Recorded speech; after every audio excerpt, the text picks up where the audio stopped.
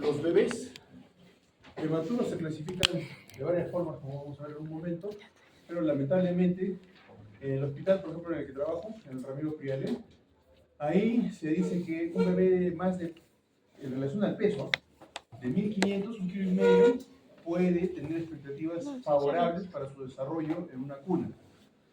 Pero un bebé de menos peso generalmente tiene mayores complicaciones. Como se va a ver, el parto prematuro se va a dividir por la edad gestacional, por el peso, principalmente. Y obviamente cuanto más pequeños sean, lamentablemente van a tener más complicaciones. Ese es el problema. Y como les decía, pues en países como el nuestro, desafortunadamente tenemos pocos hospitales que cuenten con especialistas, o sea, con la logística necesaria para poder darles un soporte vital y un desarrollo más adecuado a estos bebitos. ¿Ya? Por ejemplo, en el hospital tenemos a una paciente ahorita de 28 semanas. Entonces, los pulmones fetales, para dejarme entender, maduran a partir de la semana 34. La semana 34 son 6 días. De forma académica se considera que ya están maduros, en el 80-90% de casos. Por ejemplo, pero el sistema pulmonar no va a dejar de madurar hasta que el niño tenga 8 años. Por eso es que ustedes van a ver cuando sean médicos que los niños, inclusive los primeros meses que bien nacen, son lactantes, y cuando son de 28 a 28 semanas y después, sus pulmoncitos van pasando por etapas. Entonces eso es un ejemplo nada más a grandes rasgos de que realmente las secuelas se van a ver en estos niños. Es muy importante predecirlas. Entonces, volviendo al punto, parto pretérmino significa para ustedes prevención, significa para ustedes saber los factores de riesgo. Si se han podido dar cuenta, van a ver que he enumerado casi todos los factores de riesgo que se han podido en estas diapositivas. Y antes de pasar a eso de los factores de riesgo, acá está este cuadro, ya lo han visto seguramente, como les decía, están en base a las semanas, en base al control de cuando llega a las 35, hasta las 36 semanas, 34 y 36, y parto temprano. Ahí. Criterios del peso al nacer, estos 4 son los que están vigentes, todos esos se han sacado de una actualización 2025. ¿Ya? Nosotros en el hospital manejamos este y estos, los dos. Como les decía, 24 semanas es el punto de corte para la madurez pulmonar. Es ahí donde se aprovecha el hacer maduración pulmonar con un corticoide, y después hacer betametasona o dexametasona, que es una maduración sistémica del bebito. ¿Ya? Entonces, ¿cuándo se escoge madurar un bebé? Cuando el bebito tiene 34 semanas y días para abajo, porque con 35 se supone que ya están maduros sus pulmoncitos en un 80-90%, como les acabo de decir. Entonces, imaginemos ustedes cuando vayan a su salud, donde les toque, ¿qué es lo que tienen que hacer con la amenaza de parto pretérmino? ¿Qué es lo que en el fondo es lo que ustedes tienen que diagnosticar? ¿Cuándo saber que esto realmente viene una paciente? Imagínense, vamos a poner un ejemplo. Una gestante primigesta de 30 semanas. Entonces, una paciente primigesta de 30 semanas les va a llegar a su consulta, la pasa a la obstetra y les va a decir, ¿sabe qué, doctora? Esta señora se queja de unas contracciones. Y efectivamente ustedes ponen la mano y tiene unas contracciones más o menos irregulares, pero están presentes en 2 en 10 minutos. La pregunta es, ¿será un parto pretérmino realmente? ¿Será un falso trabajo de parto? ¿O hay algunas otras circunstancias que hacen que haya contracciones? Ahora, eso es una cosa, es el saber por qué hay contracciones. O sea, responderse a la pregunta, ¿será un trabajo de parto que amenaza un parto prematuro? La primera pregunta. La segunda, ¿cómo está el bienestar de ese bebé en ese momento? Casi en todos los puestos de salud, y eso es algo que ustedes deben aprender, se los aconsejo, son las ecografías. Y las ecografías le permiten al médico general hacer un perfil de un perfil biofísico se llama, donde se puede observar la respiración del bebito. El bebito también respira a pesar de que está en una piscina, en una bolsa de líquido amniótico. El bebé es capaz de respirar ahí adentro. Respirar en el sentido de que a través de las fosas nasales se ve el fluido del líquido amniótico que entra, porque el bebito es lo que hace. El bebito degluta y respira líquido amniótico. Defeca líquido amniótico con desechos. O otra vez circula por la placenta, vuelve a dar, vuelve a entrar, vuelve a salir. Piénsenlo de esa manera para que se expliquen muchos de los problemas que pueden haber en los bebés cuando hay poliglobulia, por ejemplo, ¿no? Perdón, polidramios. Es otra cosa. Polidramios es cuando hay demasiado líquido, más de 20 centímetros en el pozo mayor, ¿ya? Entonces, en polidramios se debe descartar una malformación del tubo digestivo, es decir, el bebito no puede deglutir. Pero nos estamos yendo del tema, ¿ya? Entonces, la primera pregunta es, ¿será un trabajo de parto? ¿Cómo es el bienestar del bebito? Esas dos cosas se deben responder para que ustedes puedan referir a estos pacientes. La primera pregunta se responde de la siguiente manera. Hoy en día, por eso les decía, la ecografía es una herramienta básica para ustedes. Van a detectar que el cuello del útero se está incorporando. Ustedes han escuchado hablar de la clasificación de Bishop, ¿cierto? Y a ver, todos un ratito busquen en sus celulares Bishop. Eso tienen que aprenderlo porque eso es básico para que ustedes sepan qué cosa está, de qué estamos hablando. Escala de Bishop, que es el tacto vaginal y deben practicar ahora en sus rotaciones de ginecología. La Bishop es un score que tiene 5 parámetros, que es consistencia del cuello, incorporación, que es el largo del cuello. El cuello debe tener en una mujer de menos de 32 semanas aproximadamente 4 centímetros, y cuando es de más o menos 38 semanas tiene 3 centímetros de largo. Ya, entonces tenemos consistencia, incorporación, dilatación, dureza y altura de presentación. Son 5 parámetros que se debe evaluar cuando se hace en el tacto vaginal. Cuando de estos, el trabajo de parto, la definición de trabajo de parto que ustedes deben manejar es la siguiente. Para la OMS, el inicio del trabajo de parto y los colegios americanos es 3 de dilatación, escuchen, 3 de dilatación, contracciones de 4 a 5 en 10 minutos, más de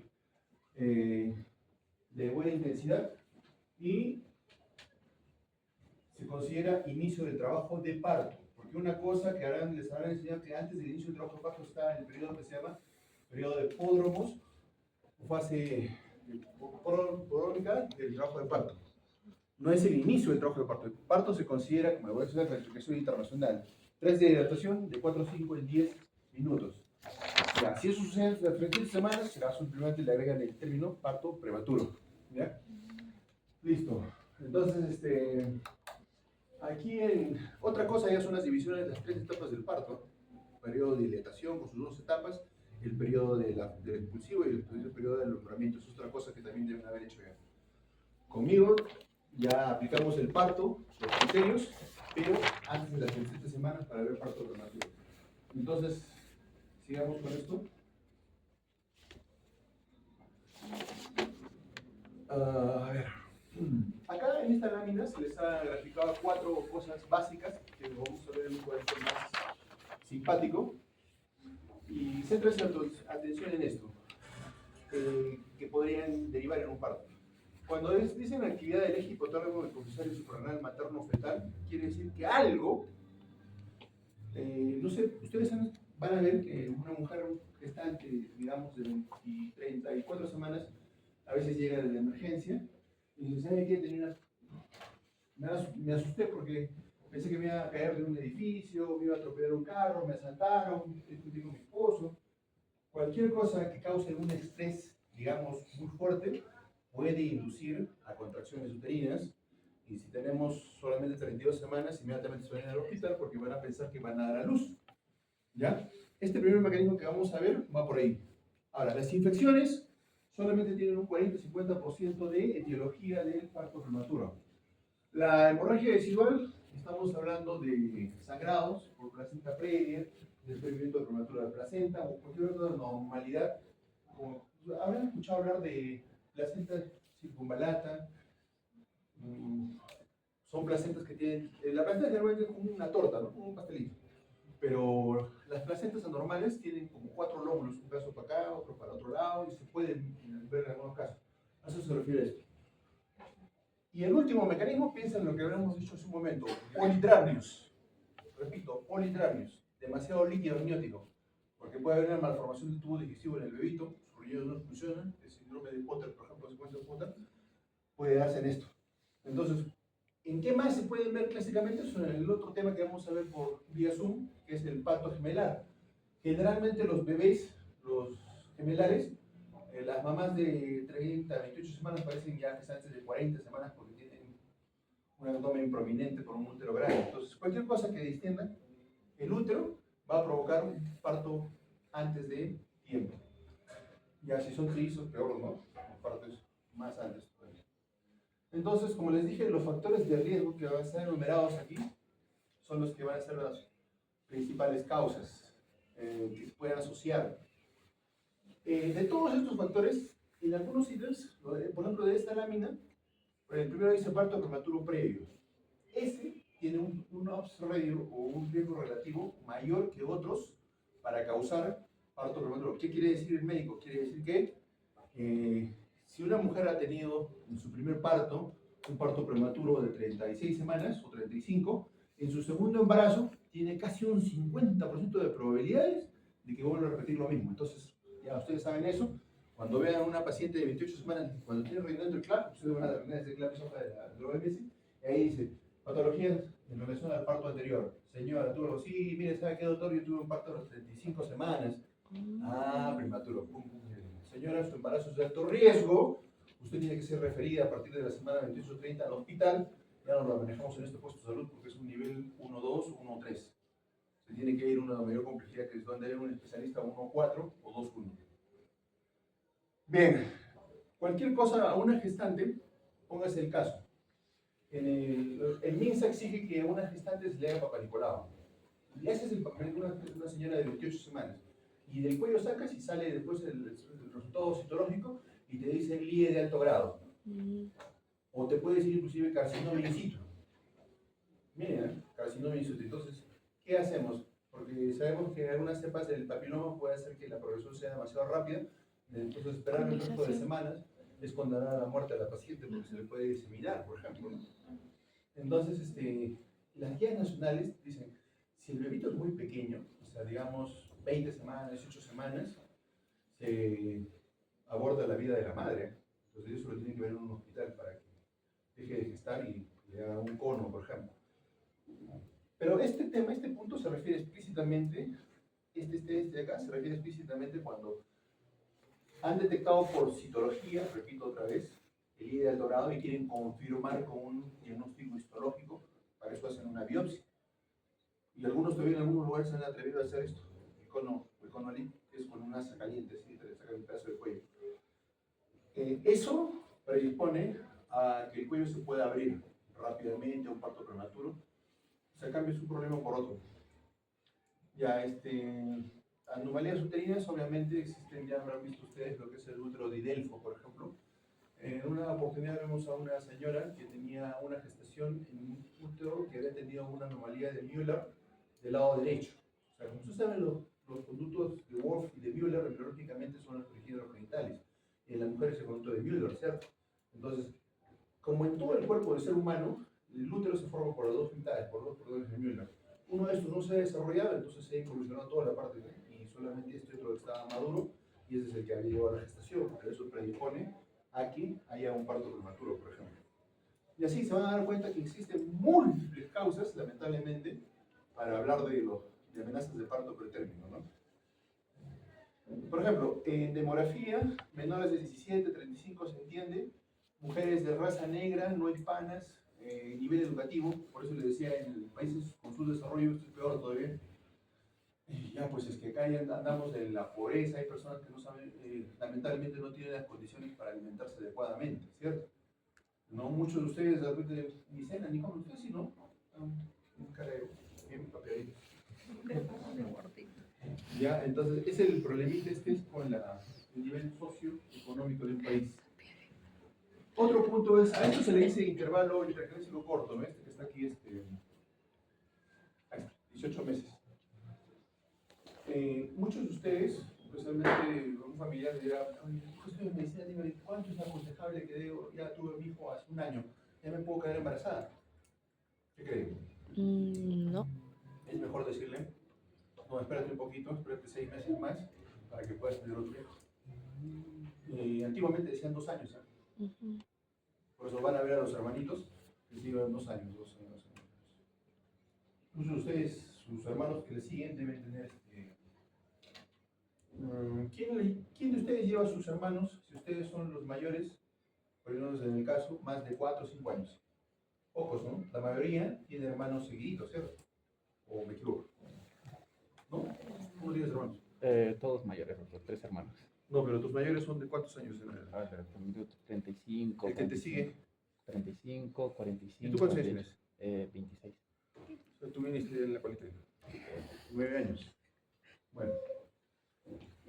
¿Por qué es importante esto? Porque el embarazo le demanda a la mujer, al bebé no le importa de dónde jala los nutrientes, ¿eh? El bebito descalcifica a la madre, el bebito le causa hipovitaminosis, el bebito jala el hierro, las proteínas, por eso a veces si la madre no se alimenta, la van a ver en pésimo estado. Y llegan a una cirugía por una cesárea que hay que hacer, y tú pones un punto en el músculo, agarras el músculo, jalas con una pinza, la carne se sale como si estuviese podrida. Es trágico eso. Eso es, ¿cómo les digo? Y más si no hacen ejercicio todavía. Las gestantes desnutridas ¿verdad? Que es todo un problema nacional. Por eso es que muchos se enfocan en esto a nivel internacional. Bien. Historial, ya lo vimos hace un ratito. Estado nutricional de actividad física, ya les expliqué ahorita. Gestación múltiple, que es algo importante en este punto. Ya, toda paciente que venga de fertilización in vitro, como es el primer punto, es una candidata que pueda tener un parto prematuro. Ojo, eso ya está escrito. Trastorno fetal, sí, pues, que tenga una restricción del crecimiento, por ejemplo. Seguro ya han visto ese tema, restricción de crecimiento intrauterino, donde los bebitos antes de las 32 semanas es temprano, después tardío. Bueno, la idea es que la placenta tiene la culpa, ¿no? Tiene una etiología similar a la preeclampsia o el proceso hipertensivo. Bueno, en ese punto, una restricción del crecimiento que complica un parto prematuro es peor todavía. Encima que nace chiquitito, desnutridito y encima prematuro. Pobre niño tiene todas las de perder en su desarrollo. Desprendimiento de placenta. Esa señora está caminando, se cae, se va de bruces, o se golpea el abdomen y puso su placenta anterior. Por si acaso, las placentas, su posición más, digamos, fisiológica o común, es posterior, en casi el 70% de los casos. Otra cosa que ustedes ven cuando evalúan la gestante es dónde está la posición de la placenta. Si está a los costados y atrás, la placenta no hay problema. Pero si está adelante, ahí sí hay que advertir a la gestante que tiene que tener cuidado porque hay familiares que sopan a veces los abdomen, sus y hasta por frío dicen que les soban, pero pueden causar desprendimiento de placenta y eso es un problema porque pueden matar al bebé y a la mamá del paciente. Ya, hipertensión, claro, porque si una mujer de 28, digamos 32 semanas hace preeclampsia severa, no nos queda de otro que terminar el embarazo, entonces este bebito va a nacer prematuro, y si era preeclampsia desde hace mucho tiempo, va a salir con restricción de crecimiento, como les expliqué, más grande. Cirugías abdominal durante el embarazo. ¿A qué se refiere? Una colecistitis aguda, y está en una fase purulenta, por ejemplo, tiene que entrar a sala urgente. Esa cirugía conlleva daño al posible bebito por los fármacos que utilizan, la anestesia, por ejemplo, y por el mismo hecho de someterle a un estrés. Como saben, cualquier estrés, no solamente pues estoy ansioso, ¿no? Sino es una enfermedad grave, cualquier un trauma, una cirugía y todo eso. Entonces a eso se refiere con el tema del estrés.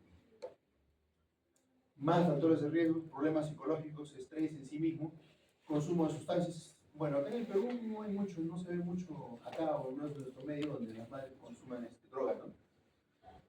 Aunque ahí sí les comentaría, una vez llegó una chica de 16 años al seguro embarazada de casi 35 semanas y dice que con su pareja se drogaban utilizando no sé si ustedes han escuchado esto. Hay un anestésico, ustedes saben más que yo. ¿Sí o no? De repente les han ofrecido también. No sé si es el fentanilo o no. Es el nombre del anestésico que usa común. La cosa es que en polvo se vende en los colegios. Y muchos jóvenes se drogan con eso. Es como como un alucinógeno. Ustedes dudo que hayan probado drogas, ¿cierto? No, Jamás. jamás. Yo no. Bueno, consumo excesivo de alcohol, sí, bueno, ya. Campeones en la parte central del Perú.